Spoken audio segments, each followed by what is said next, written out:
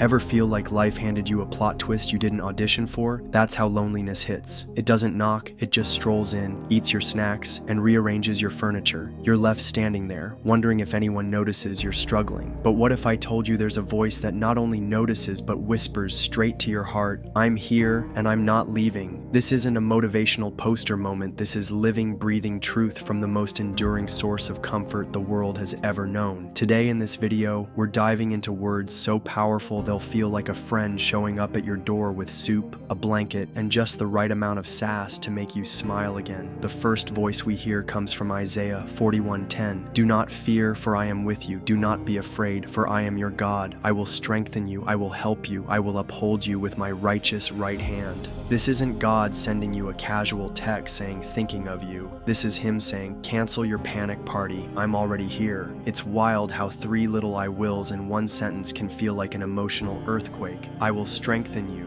I will help you. I will uphold you. Not I might. Not if I'm free after lunch, but I will.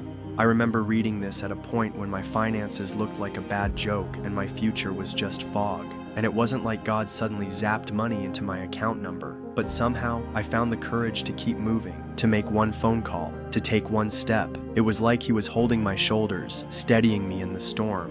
If you try one thing after hearing this, write down your biggest fear on a scrap of paper and read this verse out loud to it. Watch how small that fear suddenly looks. From there, we walk into Psalm 23, which might just be the Bible's most famous comfort food. "The Lord is my shepherd, even though I walk through the valley of the shadow of death, I will fear no evil, for you are with me. Your rod and your staff, they comfort me." The shepherd here isn't an aloof figure standing on a hill looking majestic for Instagram. He's in the mud with you, pulling you out of the ditch you didn't see coming. His rod and staff aren't for decoration, they're tools to guide, protect, and sometimes give you a gentle nudge when you're wandering toward disaster. I like to think of them as God's spiritual GPS, one that says, recalculating, every time you take a detour into worry or self-doubt. And unlike that GPS in your car, God never gets passive-aggressive about it. You can be halfway down the wrong path, and he'll still calmly lead you toward green pastures. Then there's Psalm 34:18, which is like God kneeling down to look you in the eyes. "The Lord is near to the brokenhearted and saves the crushed in spirit."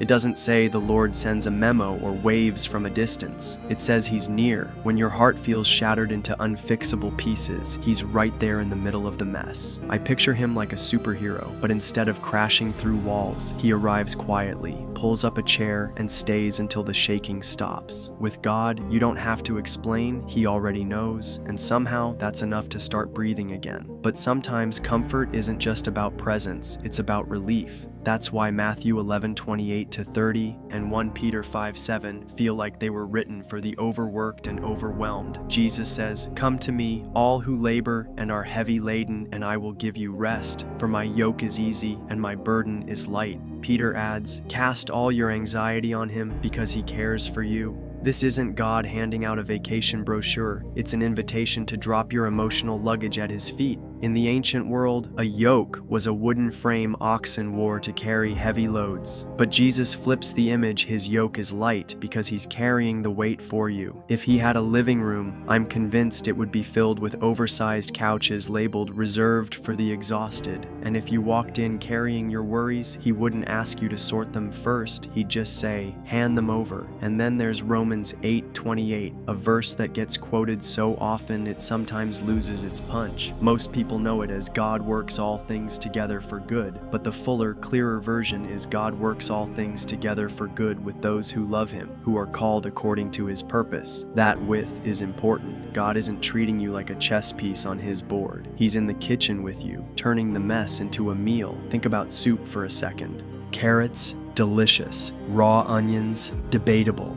A handful of salt, absolutely not. But when they're mixed, simmered, and seasoned just right, the combination becomes nourishing. Your life's ingredients might be all over the place right now, some sweet, some bitter, but in God's hands, nothing is wasted. So if you're in the middle of a chapter that feels like it makes no sense, whisper, "God, work with me on this. It changes everything when you realize you're not just a passive observer, you're part of the recipe. The beauty of these verses isn't just what they do for you, it's what they can do through you for someone else. That's where storytelling comes in. You don't need a degree in theology to tell someone how God met you in a hard place. Start with the feeling, I was scared, I felt forgotten, I didn't think I could get through it. Then connect it to the verse that broke through the fog. Paint a picture, the couch you were sitting on, the coffee in your hand, the way the words felt underlined just for you. Add humor if it fits. I was crying so hard I looked like I'd lost a wrestling match with a garden hose. Humor doesn't weaken the truth, it makes it more human. If you want to take this further, here's something simple. Pick one of the verses we've read today and write a short, 60-second version of how it came alive for you. Begin with where you were emotionally, then bring in the verse, then end with the hope it gave you. Don't overthink it. You're not trying to impress anyone. You're offering a lifeline. Someone out there needs exactly the comfort you've received, but they need it in your voice. And let's be honest, we're all going to need these verses again. This isn't a one-time fix, it's a practice. So choose one verse that felt like home and keep it close. Write it on a sticky note and slap it on your mirror. Set it as your phone background. Say it out loud before you check your emails in the morning. Over time, it becomes part of you. Not just a line you can quote, but a truth your soul recognizes instantly. Think about where we've been together in the last few minutes. We've heard God promise to uphold us in Isaiah. We've walked through valleys with a shepherd who won't leave. We've seen him kneel beside the brokenhearted in Psalm 34. We've been invited to trade our burdens for rest in Matthew and 1 Peter. And we've stood in the kitchen with him in Romans, watching him stir even the bitter ingredients into something good.